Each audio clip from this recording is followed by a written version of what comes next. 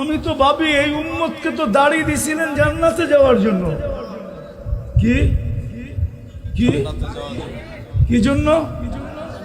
কার কারণে পাইলেন? নবীজির কারণে। এই উম্মত দাড়ি দেখা জান্নাতে চলে গেছে বহুত, আরো চলে যাবে বহুত। কিতাবে আছে, কিতাবে জামানার সবচেয়ে বড় মুহাদ্দিস মারা গেছে। স্বপ্নে দেখার পরে জিজ্ঞাসা করছে কি ব্যবহার হলো আপনার সাথে? দাড়ি দেখায় চলে গেছে। দাড়ি দেখায় মানি আল্লাহর সামনে যখন দাঁড়াইছি আল্লাহ জিজ্ঞাসা করছে ওই বুড়া কি নিয়ে আসছিস? তখন হাদিস মনে উঠছে, সাথে সাথে বলে ফেলছি সাদা দাড়ি নিয়ে আসছি, আর কিছু নিয়ে আসি নাই। তো আল্লাহ চেতা গেছেন শুধু দাড়ি।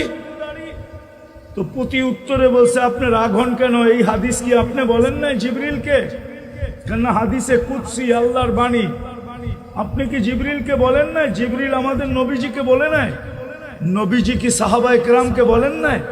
সাহাবায়ে কেরাম কি ওনার ছাত্রদেরকে বলেন নাই? আপনি নাকি সাদা দাড়ি দেখলে লজ্জা পান, এখন তো দেখতেছি উল্টা। দাড়ির কথা বললাম, আপনি চিতা গেলেন। তা আল্লাহ হাইসা দিয়া বলতেছে সবাই সত্য বলছে, আমিও সত্য বলছি, মাফ করে দিলাম। যা